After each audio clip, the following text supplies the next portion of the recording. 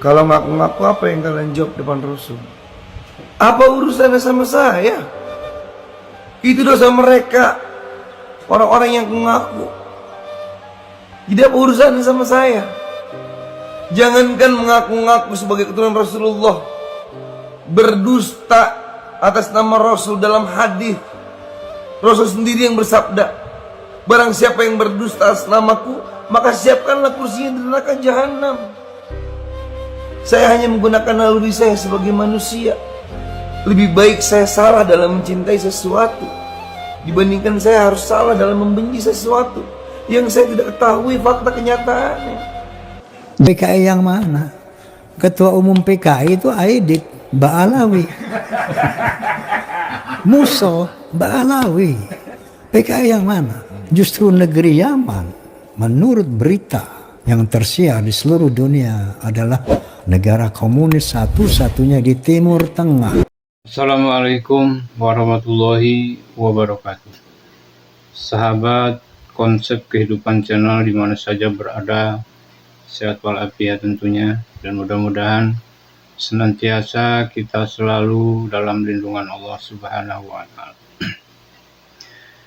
Di depan tadi telah kita saksikan dalam cuplikan satu pernyataan dari Pasha Ungu yang menyatakan barang siapa yang mengaku-ngaku atau mengakukan dan yang bukannya, apalagi berdusta kepada Rasulullah, ya, dusta atas nama Rasulullah, maka kursi panas, kursi api yang akan disiapkan di neraka.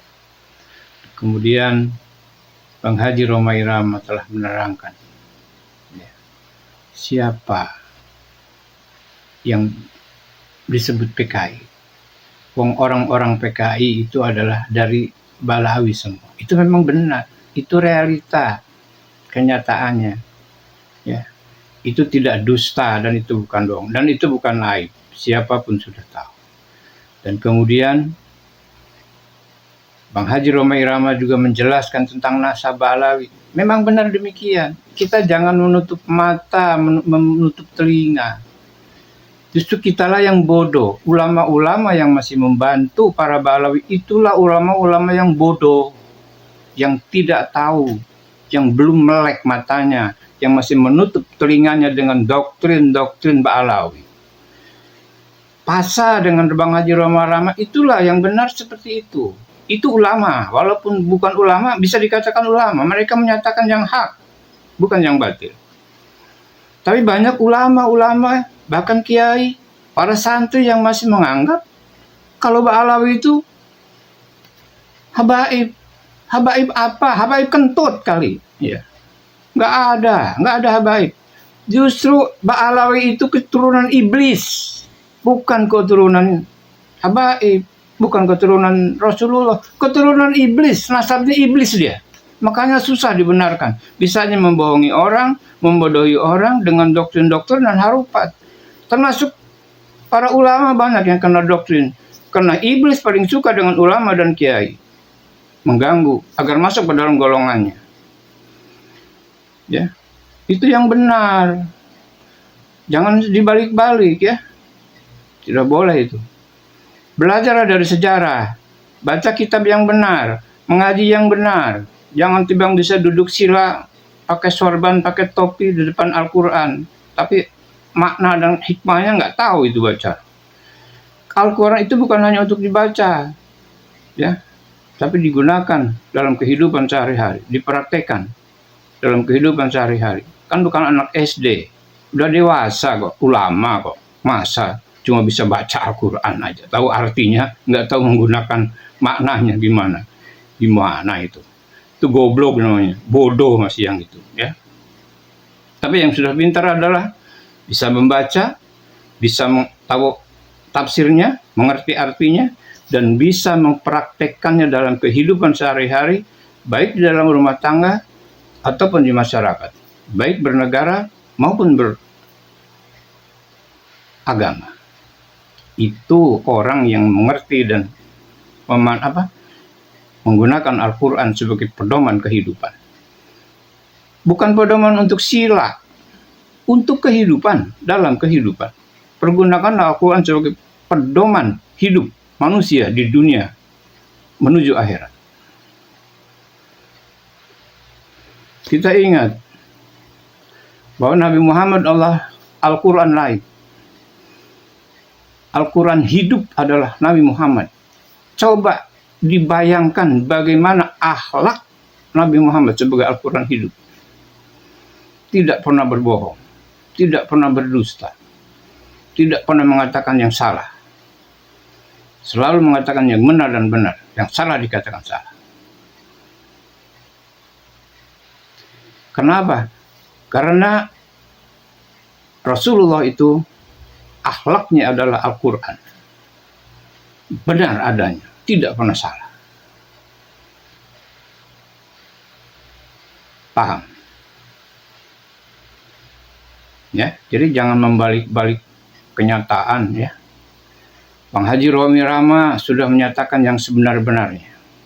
Ya. Bahwa Ba'alawi memang bukan keturunan Rasulullah. Mau keturunan dari mana? Keturunan iblis kok. Ya. Mujuriyah Rasulullah yang mana? Wahabaib yang mana? Habaib itu ada berapa? Cucu Nabi ada berapa? Ya dipikirlah. Ya. Anak SD aja tahu kok. Enggak sekolah aja tahu. Masa kita yang udah tua bangka nggak tahu? Habaib itu siapa? Siapa-siapa? Ya. Jadi jangan salah menafsirkan. Pasha Ungu sungguh luar biasa. Itu memang Muslim yang demikian. Bang Haji Romai Rama sudah seperti itu juga. Dari sejak muda dia memperjuangkan Islam dan sampai saat ini semakin kuat dan semakin yakin akan menyatakan yang hak dan mengatakan kebatilan, melawan kebatilan. Itu adalah sesungguhnya manusia. Jadi jangan menutupi kebatilan. Menutupi kebatilan dengan apa? Dengan doktrin. Ya. Ulama dan kiai santri yang mendukung Bahabaib ini karena doktrin, otaknya udah kosong. Jadi sudah tertutup. Jadi bodoh. Dan itu bukan kata saya sendiri. Banyak orang-orang ulama yang mengatakan seperti itu. Silahkan Anda pelajari baik-baik. Untuk itu, sahabat dan saudara-saudaraku, muslimin dan muslimat, marilah kita singkingkan dengan baju, kita bahu-membahu berjuang bersama dengan Kiai Haji Madudin melawan kebatilan, melawan para habaib yang akan merusak negara kita. Dimanapun berada harus kita lawan. Apalagi sekarang Presiden Prabowo sudah kuat dan siap akan melawan unsur-unsur yang akan merusak NKRI. Jangan coba-coba. Prabowo Subianto akan sikat habis unsur-unsur yang akan merusak dan merongrong NKRI. Tidak ada kecuali. Sebab apa? Sebab Prabowo Subianto sudah lama tertindas, sudah lama dengan direndahkan, sudah lama dijajah, dan itu dirasakan. Dan saat ini Indonesia harus terbebas. Itu prinsip Prabowo Subianto. Apapun dan bagaimanapun Prabowo akan melakukan perlawanan terhadap orang-orang yang akan merusak, membelokkan, dan mengklaim perjuangan bangsa Indonesia. Lihat saja waktunya. Baik sahabat, mudah-mudahan bermanfaat dan mudah-mudahan apa yang kita perjuangkan saat ini dalam membantu, mendorong, dan mensupport Kiai Haji Madudin dalam melakukan penelitian dan membatalkan nasab Ba'alawi yang memang bukan nasabnya, ya, untuk menjadi sesuatu hal yang membuka mata, buka hati umat Islam di Indonesia.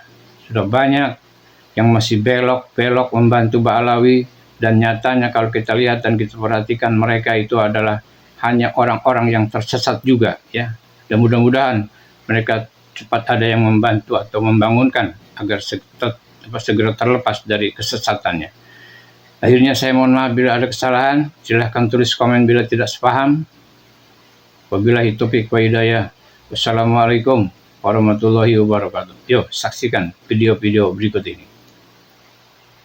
Duaan dari seorang pastor itu lebih nyata ketimbang pengguaan seorang kiai Habib.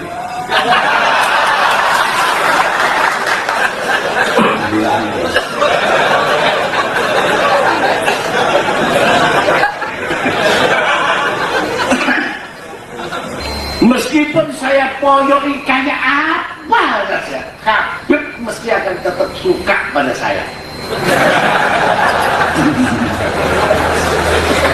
Alwong ngopeni isi ketimbang ngopeni merek. Ono arak cap Pak Kaji. Ono arak cap Pak Kaji. Pak Kaji serba miring. Umpamanya nih ini gedul arak. Karo kecap cap babi. Khasnya hal sing apa arak cap Pak Kaji gedul miring? Apa kecap cap babi dikasih halal? Kira-kira ya dipilih. Tapi nek kabeh bisa senengane njaluk. Jadi marga Syihab yang ada di Indonesia itu beda-beda jalurnya. Kalau Habib Muhammad Rizik Syihab itu berasal dari ayahnya Husain Syihab dari Palembang. Kalau keluarga Syihab, Prof. Quraish Syihab, Alwi Syihab, Najwa Syihab itu dari Syihab Makassar, Sulawesi Selatan. Beda. Lah Ustaz kok tahu ya, saya punya bukunya semua. Oleh sebab itu nanti akan kami tampilkan kitab Khidmatul Ashirah.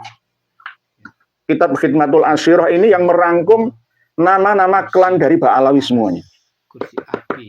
Ulama kiai-kiai kita harus punya.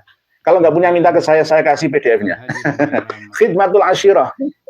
Ini penjelasan ringkasan dari Syamsul Dhairah. Ini pegangan utama dari Rabithah Alawiyah. Harus punya. Orang-orang PKI itu adalah jadi dari Palembang.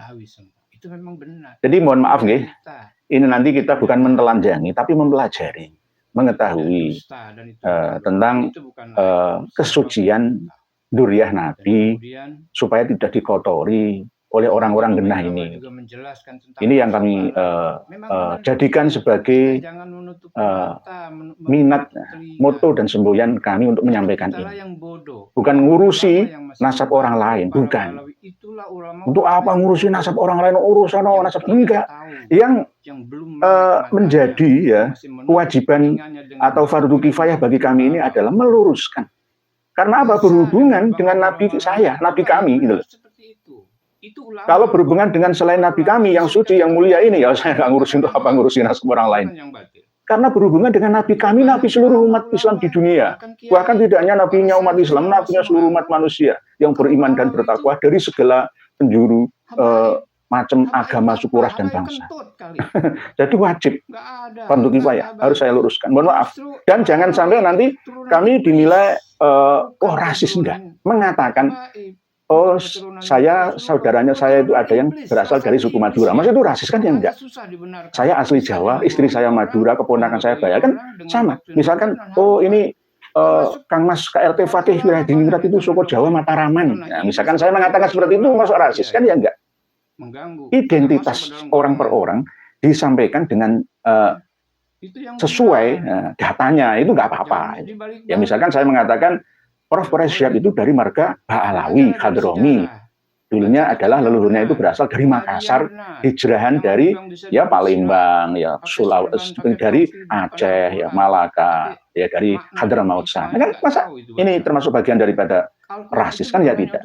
Meluruskan, menempatkan sesuatu pada tempatnya. Itu namanya adil, bukan dolim. Kalau dolim itu wadu syai'in ila ghairi mahal, selain pada tempatnya. Ini pada tempatnya. Jadi marga Syihab bukan Sahab, bukan pakai SH. SH itu huruf Arabnya short. Tapi kalau SY itu huruf Arabnya shin, bukan short. Jadi Syihab, Ahmad Syihabuddin atau Ahmad Syahabuddin. Tolong nanti diingat-ingat terus nih, sambil belajar nulis bahasa Indonesia. Habib Muhammad Rizik Syihab. Najwa Syihab itu anaknya Habib Muhammad Rizik Syihab. Bukan Najwa Syihab, anaknya Prof. Quraish Syihab. Ada lagi, beda-beda. Jadi wajahnya juga beda-beda karena asal-usul leluhurnya juga beda, cuma satu klan yang sama.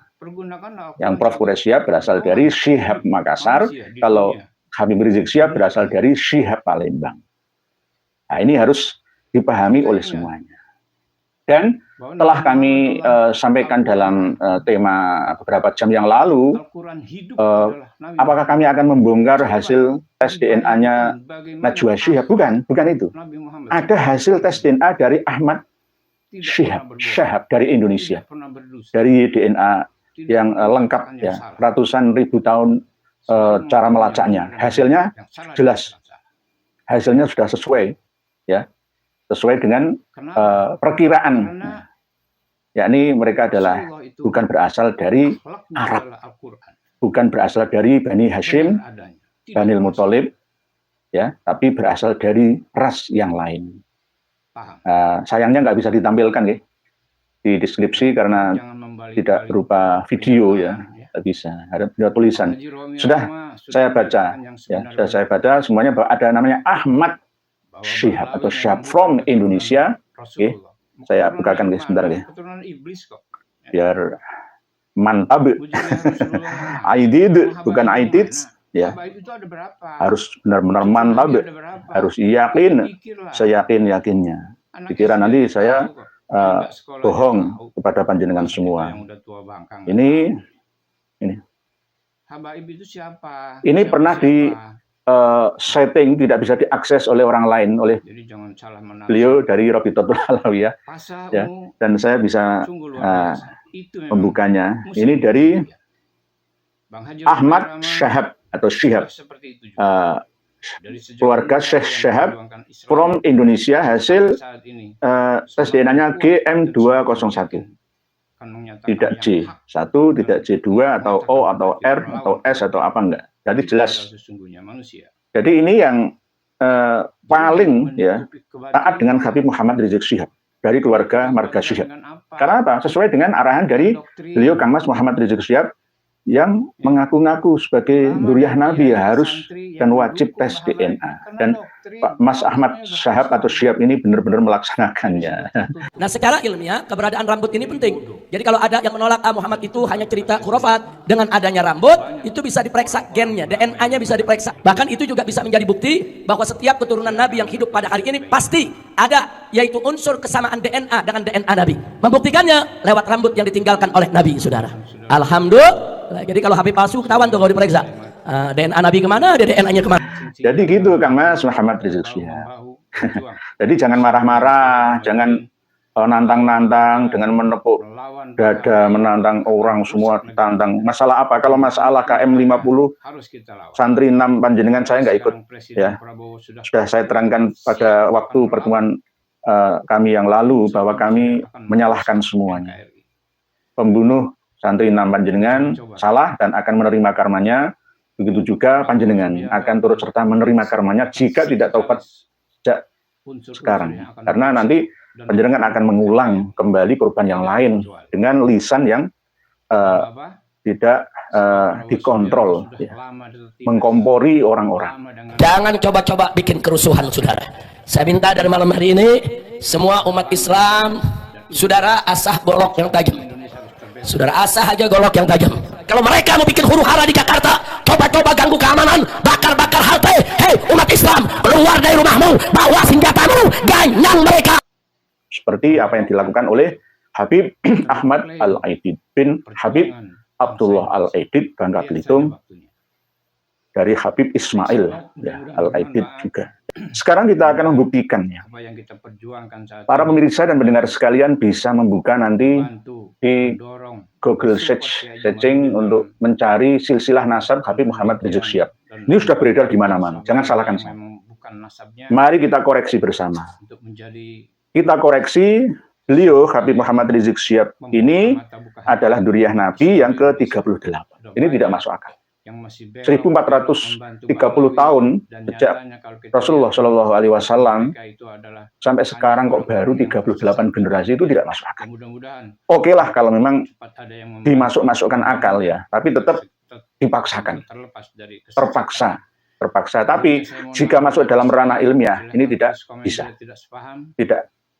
bisa dikategorikan sebagai kajian ilmiah, tapi hanya berdasarkan prasangka atau zon saja. Ketika Sayyidah Fatimah wafat tahun 11 Hijriah, ya, umurnya cuma 28 tahun. Sayyidah Fatimah Az-Zahra itu diperistri oleh Sayyidina Ali karamallahu wajhah, wafat tahun 40 Hijriah, umur 62 tahun. Melahirkan anak yang bernama Husain. Husain ini lahir pada 4 Hijriah tahunnya, wafatnya tahun 64 Hijriah, umurnya cuma 64 tahun. Ali Zainal Abidin, terus sampai Muhammad Al-Baqir, ini generasi yang keempat, kalau dari Rasulullah generasi yang kelima. Itu masih normal. Dalam satu abad, ada 5 generasi. Anak, cucu, terus buyut, canggah, wareng. Itu wajar. Dalam satu abad 100 tahun. Coba jenengan ingatlah. 45 merdeka bangsa Indonesia 1945. Sampai sekarang belum ada satu abad. Ketika mbah kita lahirnya tahun 1945. Jenengan cek sekarang. Anaknya ya kan punya anak, punya cucu, punya buyut. Kakak saya yang paling barat itu umurnya 61 tahun meninggal dunia. Satu, ya. Kakak saya sudah memiliki anak, ya, umur 40 tahun. 40 tahun. Dua, anaknya kakak saya memiliki anak sendiri yang berumur 14 tahun. 3 generasi kan. Ditambah kakak saya berarti 4. Ditambah bapak saya berarti 5. Dalam jangka waktu 100 tahun ini menurunkan 5 generasi. Ini sesuai dengan hitungan dari Fatimah, Husain, Ali Zainal Abidin, Muhammad Al-Baqir. Normal. Karena Muhammad Al-Baqir lahir tahun 59 Hijriah, wafat tahun 114 Hijriah. Umurnya cuma 55 tahun. Orang-orang zaman dulu itu umurnya tidak terlalu panjang. Karena peperangan. Dulu itu orang harus saling menundukkan satu sama lain. Siapa yang kuat akan menerkam yang lemah. Hukum rimba. Terus sampai ke Ja'far Shotib, Ali Al-Uraidi, Muhammad An-Naqib, Isa Ar-Rumi, Ahmad Al-Muhajir, ini mulai ada keteledoran. Entah itu sengaja dari Robito Alawiyah atau dari pihak Habib Muhammad Rizik Syihab sendiri. Yakni ketika sampai pada Imam Ahmad Al-Muhajir, itu lahirnya tahun 260 Hijriah disebutkan di silsilah nasabnya Habib Muhammad Rizik Syihab. 260 Hijriah itu tidak sesuai dengan sejarah dan kitab nasab yang ada. Karena masih simpang siur kebenarannya. Ada yang mengatakan 241 Hijriah lahirnya Imam Ahmad Al-Abah An-Nafat, atau yang terkenal menurut mereka kaum Alawi itu dengan nama Ahmad Al-Muhajir, 241 Hijriah lahirnya. Ada sebagian yang mengatakan 260 Hijriah. Ada lagi dalam kitab Al-Imamul Muhajir itu 273 Hijriah. Di dalam kitab Al-Imam Al-Muhajir yang dikarang oleh Muhammad bin Abdullah bin Nuh, ya, itu 273, tapi lebih condong ke 260-an. Ada yang mengatakan 279 Hijriah. Menurut cerita dari kalangan internal Syiah yang ada di Irak itu bahkan justru 210-an Hijriah. Jadi ada 5-6 versi tahun lahirnya Imam Ahmad Al-Abah An-Nafat atau yang terkenal dengan nama Al-Muhajir itu. Mana yang benar?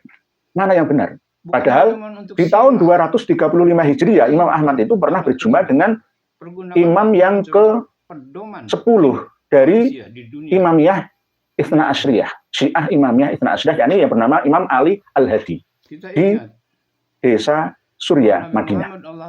Itu tahun 235 Hijriah. Berarti umurnya sudah antara 25-an tahun. Berarti lahirnya ya antara 210 Hijriah. Lah, berarti Imam Ahmad yang ada di dalam At-Tusi ya, versi Syi'i Imami itu tidak sama seperti Imam Ahmad versi Sunni Syafi'i yang diakui oleh Ba'alawi. Nah, di sini disebutkan 260. Wafatnya kompak 345 Hijriah, umurnya 83 tahun. Oke. Sekarang ke Ubaidillah. Nah, ini kan leluhurnya Habib Muhammad Rizik Syihab. Kita kupas bersama. Nanti kalau macam-macam ya jatuh semua. Sudah saatnya terbuka nih. Ubaidillah di sini disebutkan lahir tahun 320 Hijriah. Jelas tidak masuk akal. Tertolak secara ilmiah. Kenapa tertolak? Menurut sejarah bahwa Ubaidillah bersama dengan anaknya yang bernama Ismail yang lahir di Basrah, Irak, itu turut serta hijrah dari Basrah ke Husayyisah lewat Makkah wal Madinah, lewat Madinah sampai ke Mekah. Lah, 317 itu hijrahnya.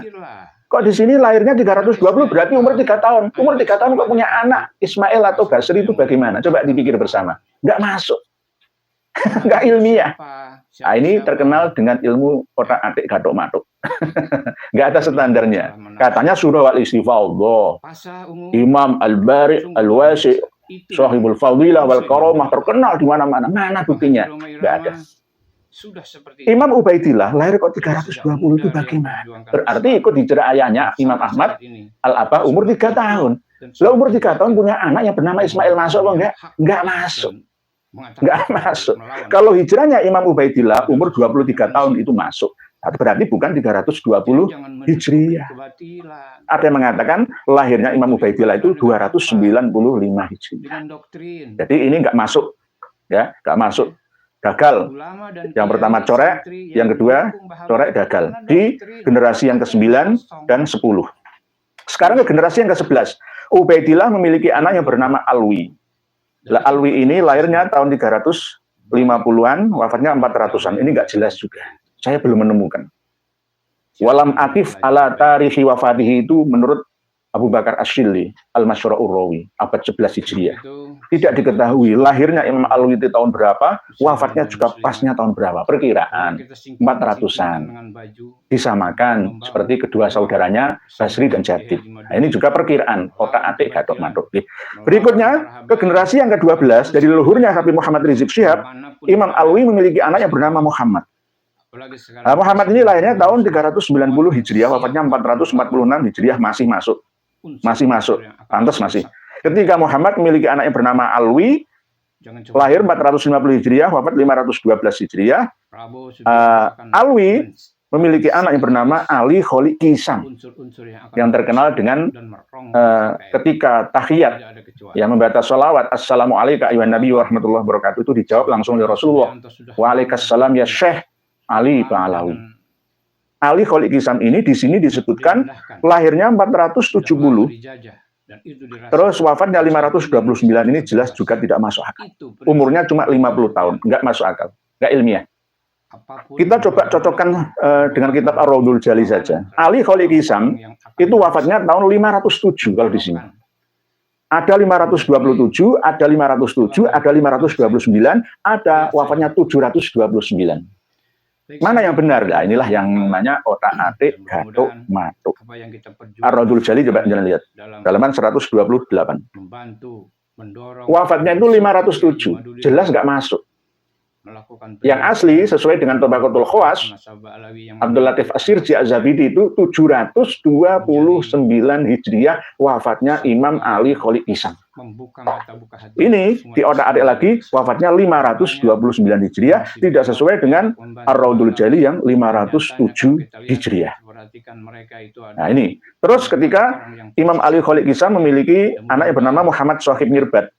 Ya, ini lahirnya 500 Hijriah, wafatnya 590. Diperkirakan genep-genep semua. Umurnya 50, 60, 55, 56, 55 gitu. Enggak ada yang ganjil.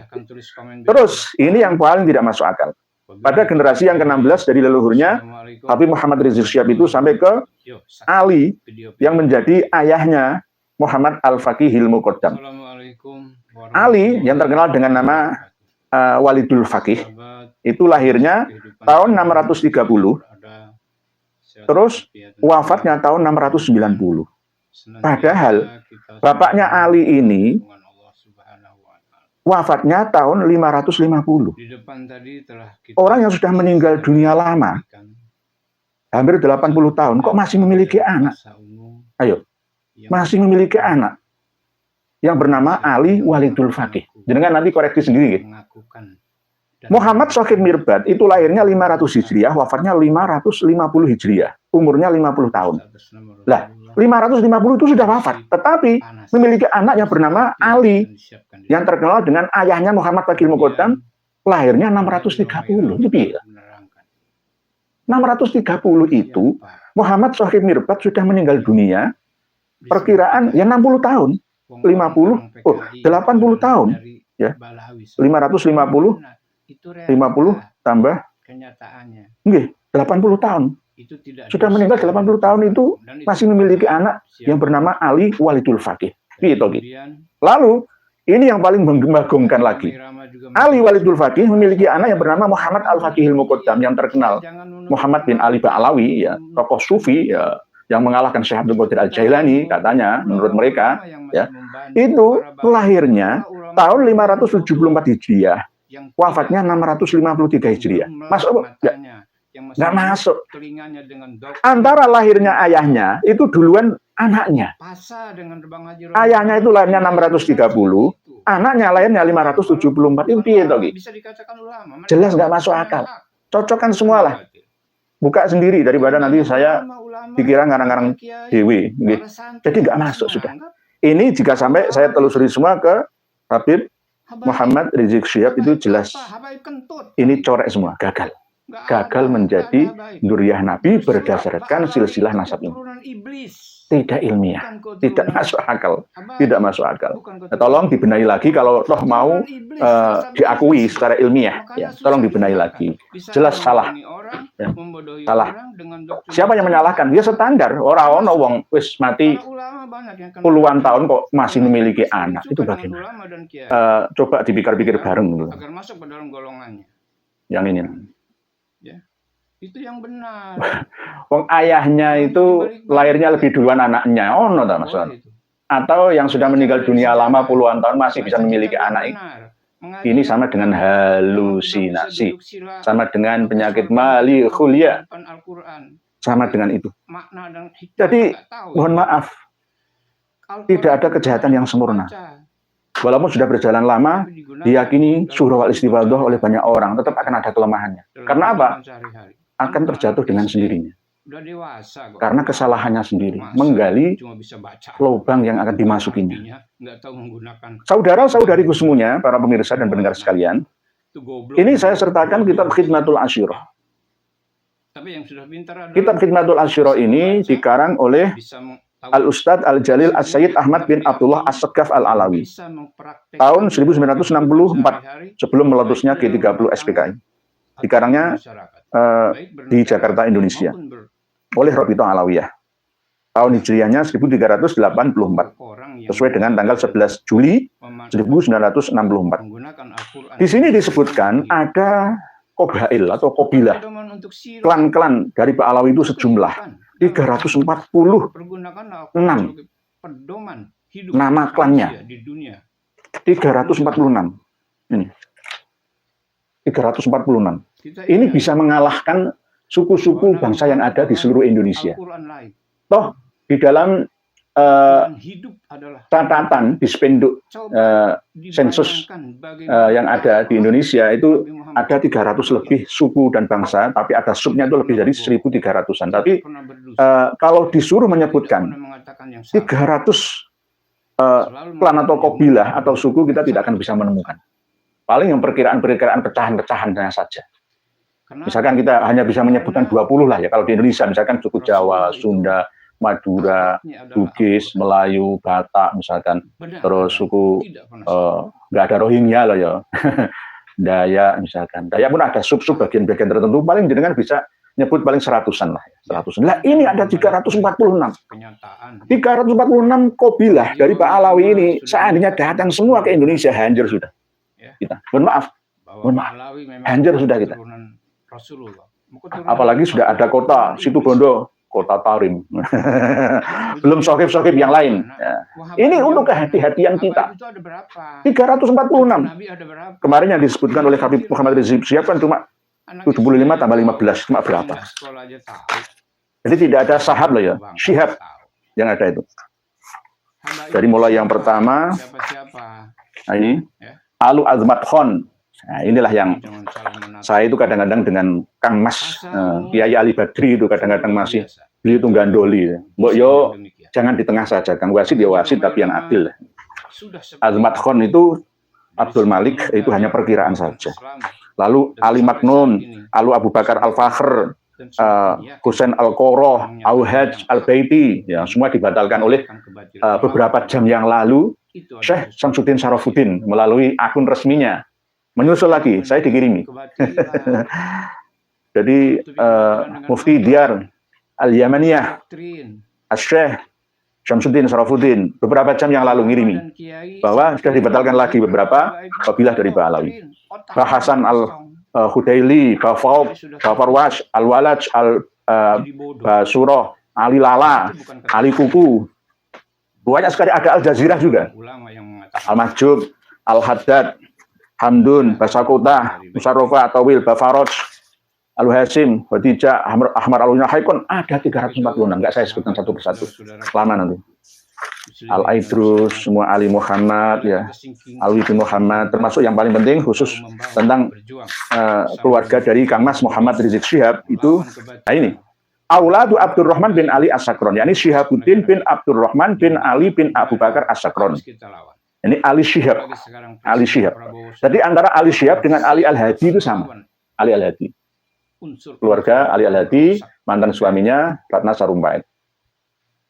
Ali Al-Hadi, Syihab. Nah, Syihab ini pecah jadi Syekh bin Syihab, bin Husain Syihab, dan juga Zain bin Aidrus bin Syihab. Jadi Syihab-Syihab itu banyak. Jadi mohon maaf ini buka-bukaan. Jadi tolong dimiliki khidmatul asyirah. Itu juga kalau bisa miliki juga Al-Imam Al-Muhajir. Kitab Al-Imam Muhajir itu ada dua. Ya. Pertama dikarang oleh penyalin kitab Syamsul Dohiro. Ya. Oleh Habib Muhammad Dia Syihab. Nah, ini pakai shin di sini. Lihat Syihab. Bukan sahab, bukan sohab, bukan. Terus yang kedua Abdullah bin Nuh. Ini walaupun bukan seorang Habib, kiai asal Cianjur. Jasanya cukup banyak tapi dikelabui, diakali, dikadali sama Ba'alawi.